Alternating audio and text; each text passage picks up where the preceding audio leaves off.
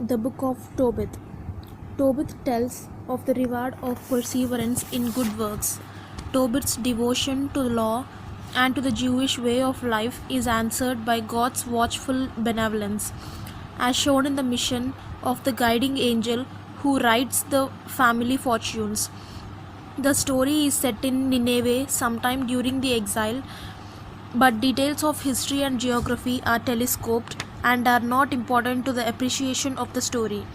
The book was written 200 BC and existed only in Greek and Syriac translations until Hebrew fragments were recently found at Qumran.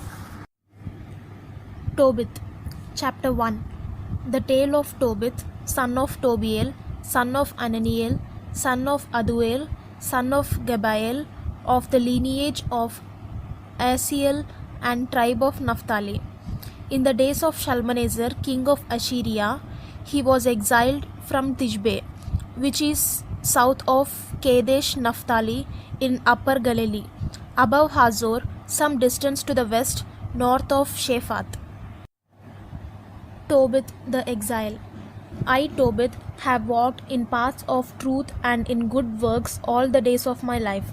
I have given much in alms to my brothers and fellow country folk, exiled like me to Nineveh in the country of Assyria. In my young days, when I was still at home in the land of Israel, the whole tribe of Naphtali, my ancestor, broke away from the house of David and from Jerusalem. Though this was the city chosen out of all the tribes of Israel for their sacrifices, here the temple, God's dwelling place, has been built and hallowed for all generations to come. All my brothers and the house of Naphtali sacrificed on every hilltop in Galilee to the calf that Jeroboam king of Israel had made at Dan. Often I was quite alone in making the pilgrimage to Jerusalem, fulfilling the law that binds all Israel perpetually. I would hurry to Jerusalem with the first yield of fruits and bees, the tithe of cattle and the sheep's first sharings. I would give these to the priests, the son of Aaron, for the altar. To the Levites, ministering at Jerusalem, I would give my tithe of wine and corn, olives, pomegranates, and other fruits. 6 years in succession, I took the second tithe in money and went and paid it annually at Jerusalem. I gave the third to orphans and widows and to the strangers who live among the Israelites. I bought it them as a gift every 3 years. When we ate, we obeyed both the ordinances of the law of Moses and the exhortations of Deborah, the mother of our ancestor Ananiel, for my father had died and left me an orphan. When I came to man's estate, I married a woman from our kinsfolk whose name was Anna. She bore me a son whom I called Tobias. When the banishment into Assyria came, I was taken away and went to Nineveh. All my brothers and the people of my race ate the food of the heathen, but for my part I was careful not to eat the food of the heathen.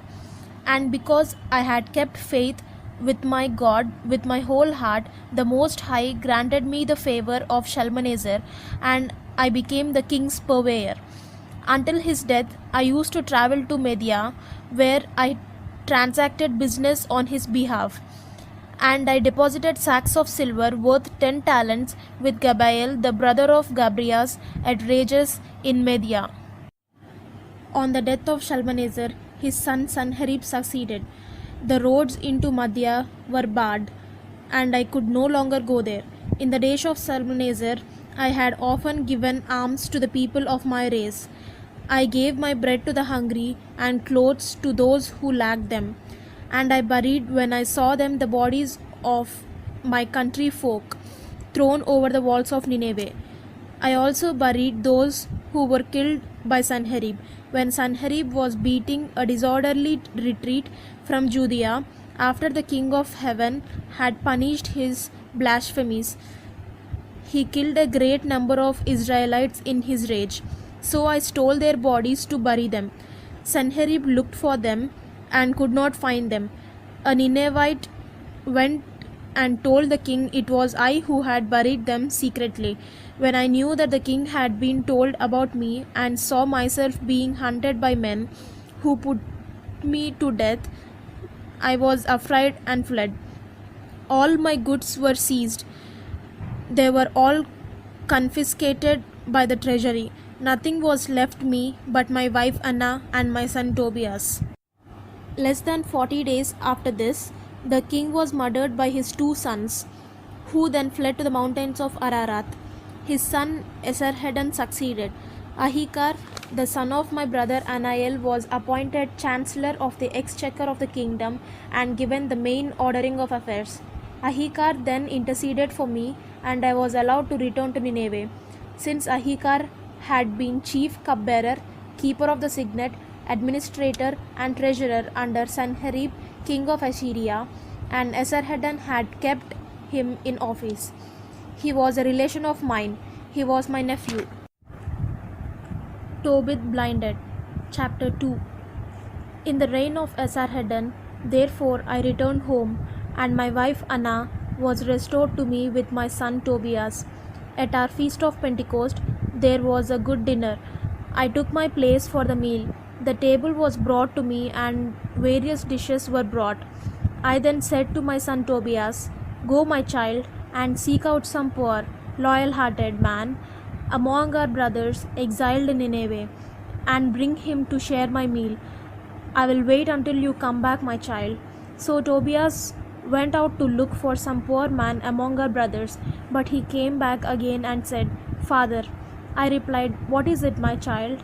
He went on, "Father, one of our nation has just been murdered. He has been strangled and then thrown down in the marketplace. He is there still." I sprang up at once, left my meal untouched, took the man from the marketplace and laid him in one of my rooms, waiting until sunset to bury him.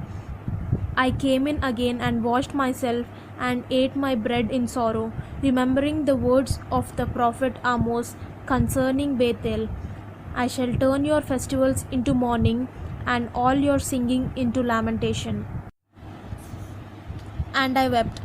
When the sun was down, I went and dug a grave and buried him. My neighbors laughed and said, "See, he is not afraid anymore." You must remember that a price had been set on my head earlier for this very thing.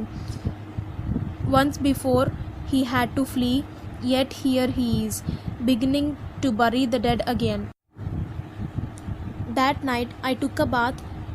Then I went into the courtyard and lay down by the courtyard wall. Since it was hot, I left my face uncovered. I did not know that there were sparrows in the wall above my head. Their hot droppings fell into my eyes.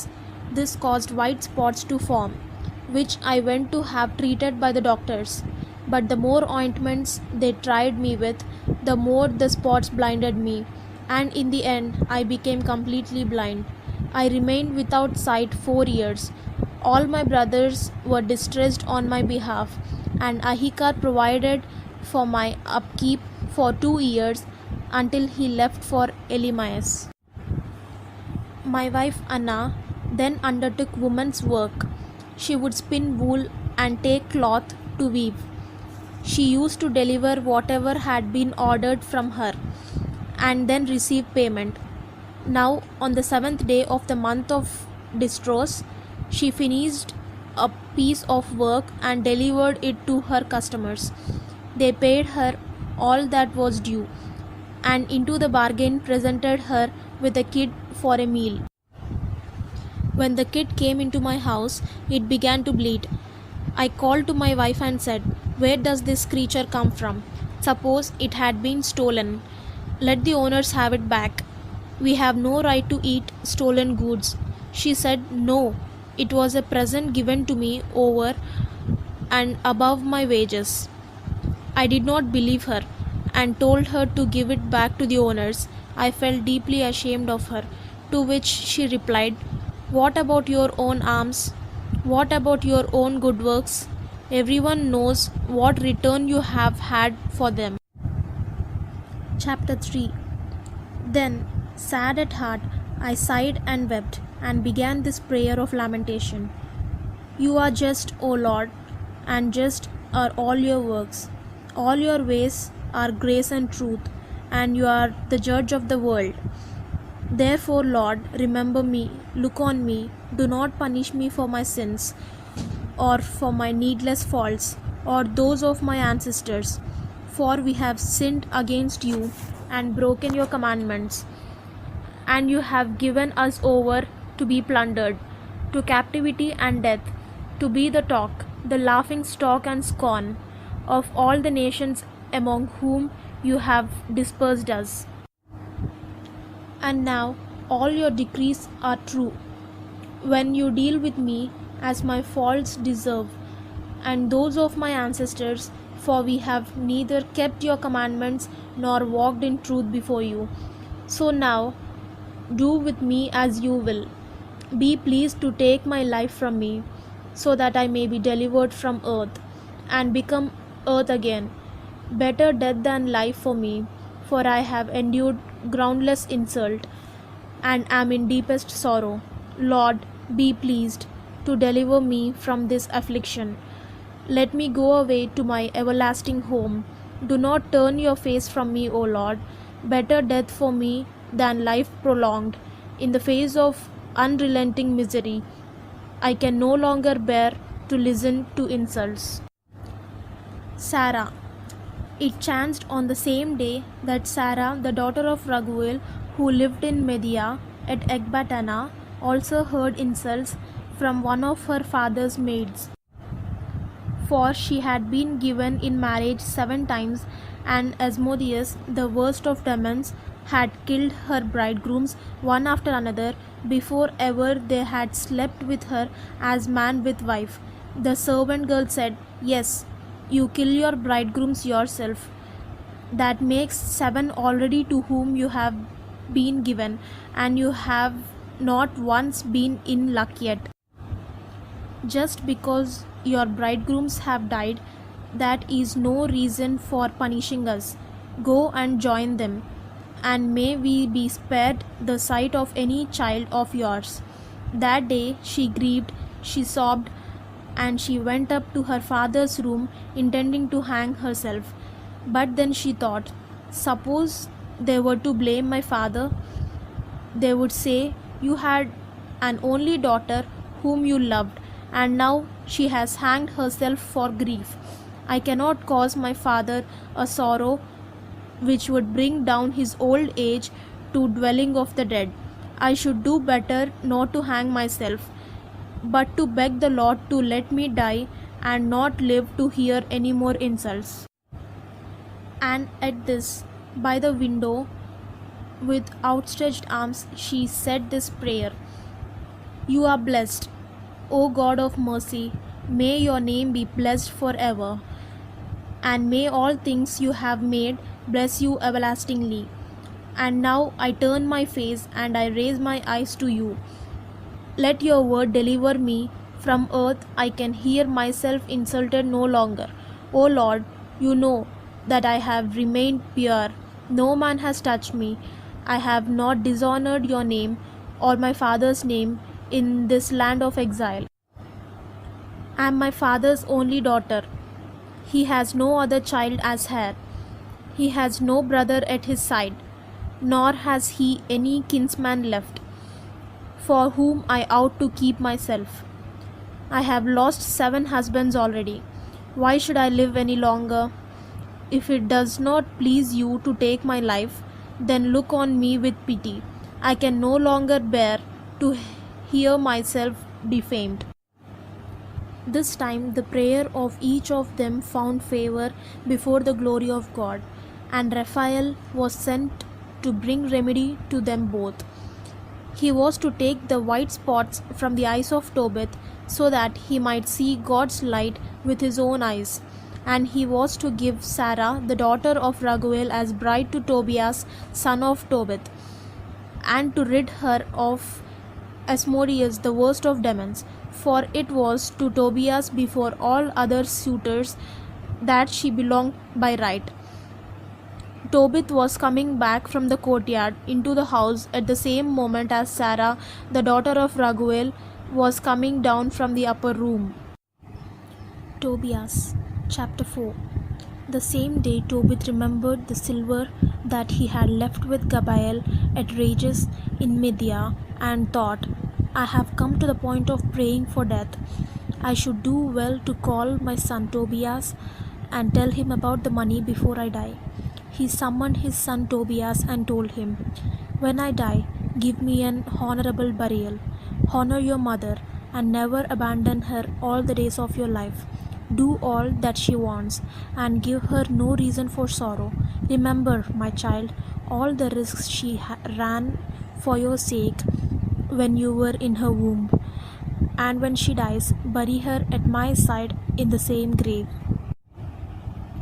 My child, be faithful to the Lord all your days. Never entertain the will to sin or to transgress his laws. Do good works all the days of your life. Never follow ways that are not upright. For if you act in truthfulness, you will be successful in all your actions, as everyone is who practices what is upright. Set aside part of your goods for almsgiving. Never turn your face from the poor, and God will never turn his from you. Measure your alms by what you have. If you have much, give more. If you have little, do not be afraid to give less in alms. So doing, you will lay up for yourself a great treasure for the day of necessity. For almsgiving delivers from death and saves people from passing down to darkness. Almsgiving is a most effective offering for all those who do it in the presence of the Most High. My child, avoid all loose conduct. Choose a wife of your father's stock. Do not take a foreign wife outside your father's tribe, because we are the children of the prophets. Remember Noah, Abraham, Isaac, and Jacob, our ancestors from the beginning. All of them took wives from their own kindred, and they were blessed in their children, and their race will inherit the earth. You too, my child, must love your own brothers. Never presume to despise your brothers, the sons and daughters of your people. Choose your wife from among them, for pride brings ruin and much worry. Idleness causes need and poverty, for the mother of famine is idleness. Do not keep back until next day the wages of those who work for you. Pay them at once. If you serve God, you will be rewarded. Be careful, my child, in all you do, well disciplined in all your behavior. Do to no one what you would not want done to you. Do not drink wine to the point of drunkenness. Do not let excess be your traveling companion. Give your bread to those who are hungry, and your clothes to those who lack clothing. Of whatever you own in plenty, devote a proportion to almsgiving. And when you give alms, do it ungrudgingly. Be generous with bread and wine on the graves of upright people, but not for the sinner. Ask advice of every wise person. Never scorn any profitable advice. Bless the Lord God in everything. Beg him to guide your ways and bring your paths and purposes to their end. For wisdom is not the property of every nation.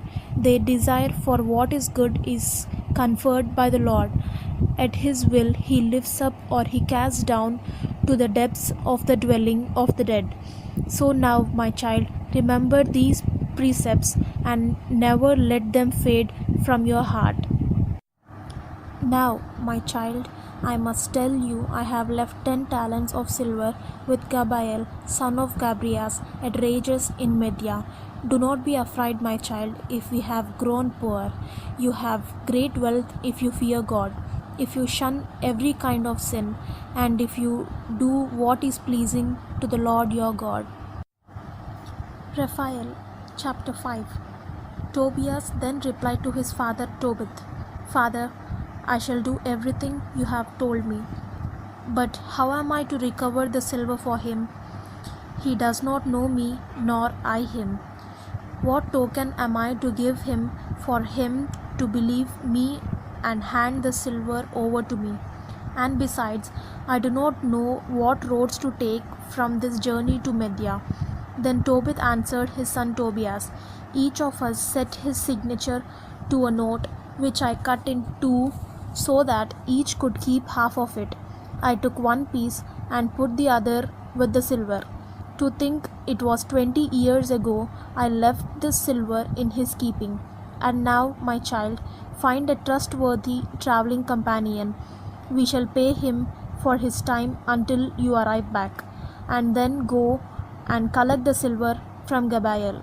Tobias went out to look for a man who knew the way to go with him to Media. Outside he found Raphael, the angel, standing facing him. Though he did not guess he was an angel of God, he said, "Where do you come from, friend?" The angel replied, "I am one of your brother Israelites. I have come to these parts to look for work." Tobias asked, "Do you know the road to Media?" The other replied, "Certainly I do. I have been there many times. I have knowledge and experience of all the ways. I have often been to Media and stayed with Gabael, one of our kinsmen who lives at Rages in Media.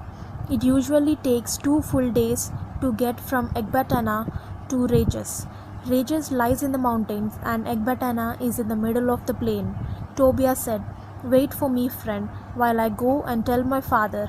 I need you to come with me. I shall pay you for your time." The other replied, "Good, I shall wait, but do not be long." Tobias went in and told his father that he had found one of their brother Israelites. And the father said, "Fetch him in.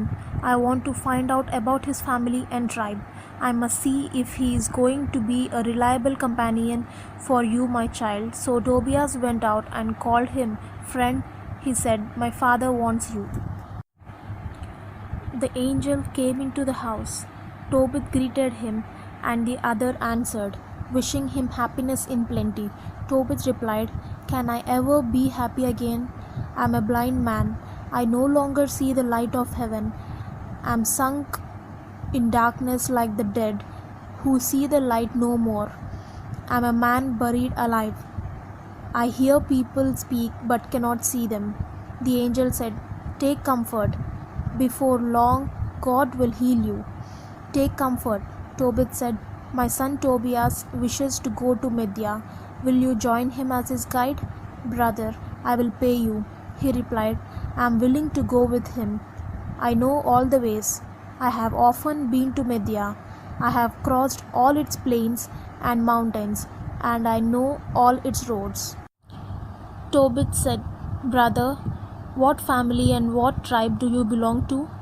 "Will you tell me, brother? What does my tribe matter to you?" the angel said. Tobit said, "I want to be quite sure whose son you are and what your name is." The angel said, "I am Azarias, son of the great Ananias, one of your kinsmen. Welcome and greetings, brother. Do not be offended at my wanting to know the name of your family. I find you are my kinsmen of a good honorable line.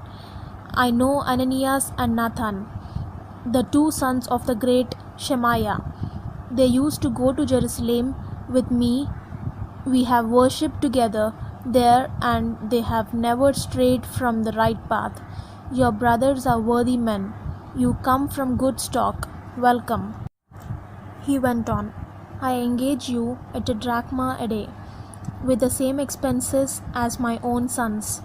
Complete the journey with my son, and I shall go beyond the agreed wage." The angel replied, "I shall complete the journey with him. Do not be afraid. On the journey outward, all will be well. On the journey back, all will be well. The road is safe." Tobit said, "Blessings on you, brother." Then he turned to his son. "My child," he said, "prepare what you need for the journey and set off with your brother. May God in heaven protect you abroad and bring you both back to me safe and sound. May his angel go with you and protect you, my child." Tobias left the house to set out and kissed his father and mother. Tobit said, "A happy journey. His mother burst into tears and said to Tobith, "Why must you send my child away? Is he not the staff of our hands as he goes about before us? Surely money is not the only thing that matters. Surely it is not as precious as our child." The way of life God has already given us was good enough, he said. Do not think such thoughts. Going away and coming back, all will be well with our child. You will see for yourself when he comes back safe and sound. Do not think such thoughts. Do not worry on their account, my sister. A good angel will go with him.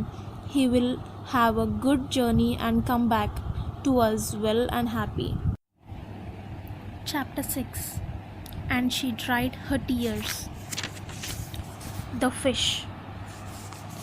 The boy left with the angel, and the dog followed behind. The two walked on, and when the first evening came, they camped beside the Tigris.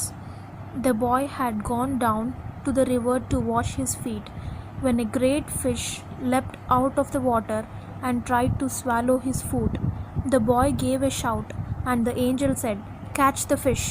Do not let it go." The boy mastered the fish and pulled it onto the bank.